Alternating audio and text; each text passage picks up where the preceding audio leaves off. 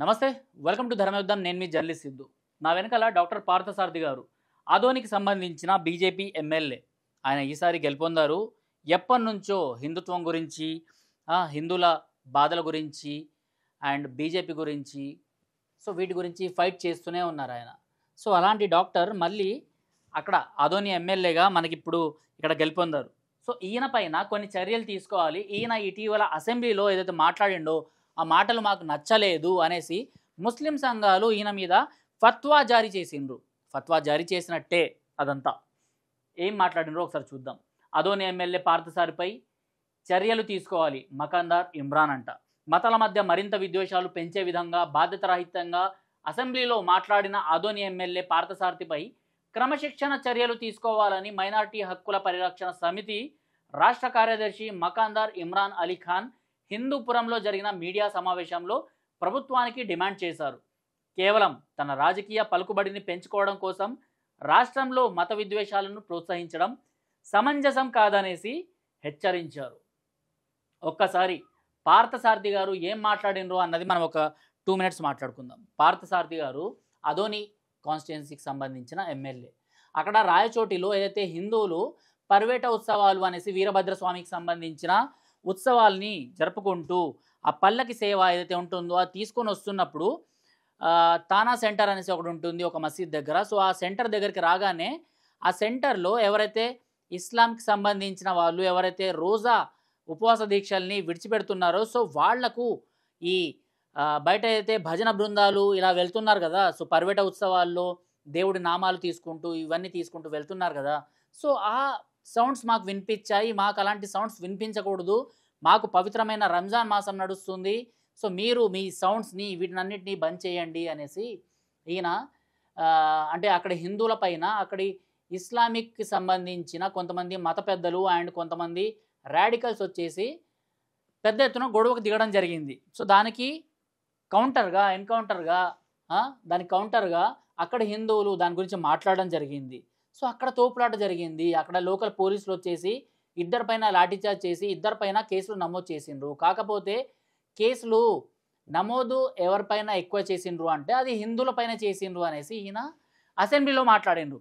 హిందువుల పక్షాన ఈయన మాట్లాడిండు కాబట్టి ఈరోజు ఈయన పైన చర్యలు తీసుకోవాలి అనేసి చాలామంది అంటే ఈ మకాందార్ ఎవరైతే ఉన్నారు కదా మకాందార్ ఇమ్రాన్ అనేసి సో ఈయన గురించి మాట్లాడడం జరుగుతుంది. సో అసలు ఏంది, అసలు భారతదేశంలో ఏం జరుగుతుంది? ఒక అమ్మవారి నవరాత్రులు అయిపోయిన తర్వాత నిమజ్జనం తీసుకెళ్తున్నా గొడవలే, ఒక వినాయక చవితి నిమజ్జనం తీసుకెళ్తున్నా గొడవలే, హోలీ రంగు మాపై పడొద్దు, మేము ఇంకేదన్నా పనుల కోసం మేము బయటికి వెళ్ళినప్పుడు మా పైన అసలు రంగులు పడకుండా మీరు పండుగలు చేసుకోండి అనేసి ఫత్వాలు జారీ చేయడము అక్కడ గొడవలే, శ్రీరామనవమి శోభయాత్ర పైన గొడవలే, హనుమాన్ జయంతి శోభయాత్ర పైన గొడవలే, శివాజీ మహారాజ్ జయంతి జరుపుకున్నా గొడవలే, ఇలా పేరున ఏ పండుగ జరుపుకున్నా, సంక్రాంతి జరుపుకున్నా భైంసాల గొడవలు, ఇటు దీపావళి జరుపుకున్నా కూడా అక్కడ గొడవలు, ప్రతి ఒక్కటి దసరా జరుపుకున్నా ఏ పండుగ హిందువులు ఏ పండుగ జరుపుకున్నా కూడా ఈరోజు గొడవలు పెడుతుంది ఎవరు, స్టోన్ పెల్టింగ్ చేస్తుంది ఎవరు, ఆ మసీదు లోపల నుంచి స్టోన్ పెల్టింగ్ చేసి ఛాంపియన్స్ ట్రోఫీ నిన్నగాక మొన్న మనం ఏదైతే ఛాంపియన్స్ ట్రోఫీ విన్ అయినామో సో మధ్యప్రదేశ్లోని ఇండోర్లో ఒక ర్యాలీ వెళ్తుంటే తిరంగా యాత్ర వాళ్ళు ర్యాలీ తీస్తుంటే భారత్ మాతాకి జై జై శ్రీరామ్ అనేసి సో దానిపైన స్టోన్ పెల్టింగ్లు, దానిపైన పెట్రోల్ బాంబ్స్తోనే అటాక్స్, ఇవన్నీ అసలు మనం ఎక్కడున్నాము అన్నది మనం ఒక్కసారి ఆలోచించుకోవాల్సిన అవసరం వస్తుంది. ఎందుకంటే ఏదో సౌదీ అరేబియా కంట్రీల్లో అంటే ఇస్లామిక్ కంట్రీల్లో మనం ఉంటే అక్కడ మన హిందూ దేవతలకు సంబంధించిన పాటలు ఇవన్నీ వినిపించకూడదు అనుకుంటే మరి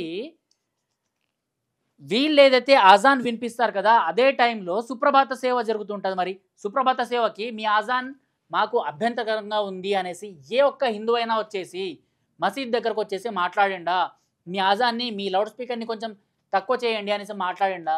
లేదు కదా.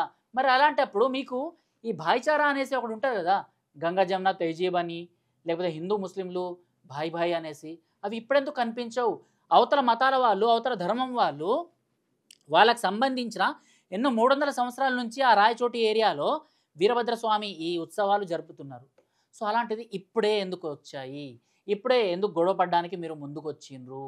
ఎందుకు హిందువుల పైన అక్కడ పెద్ద ఎత్తున సెక్షన్స్ నమోదు చేసి వాళ్ళని జైల్లో వేయడం జరిగింది. ఆ ముస్లింల పైన నామమాత్రంగా కొన్ని కేసులు సెక్షన్లు పెట్టేశారు. అండ్ హిందువుల పైన చంపడానికి ట్రై చేసిండ్రు అనేసి కేసులు పెట్టడం జరిగింది అని పార్థసారథి గారు మాట్లాడడం జరిగింది. సో ఇందులో తప్పేమేందో నాకు అర్థం కావట్లేదు. ఈయన పైన క్రమశిక్షణ చర్యలు ఎవరు తీసుకుంటారు, ఎందుకు తీసుకోవాలి అసలు? సో మన భారతదేశంలో ఉన్నామా లేకపోతే పాకిస్తాన్లో ఉన్నామా? పాకిస్తాన్లో కూడా అక్కడ హిందువులు ఏదన్నా పూజలు ఏమైనా జరుపుతుంటే పాకిస్తాన్లో, బంగ్లాదేశ్లో ఇస్లామిక్ రాడికల్స్ వచ్చేసి కొట్టేసి వెళ్తారు. ఇక్కడ కొట్టడానికి వచ్చిండ్రు.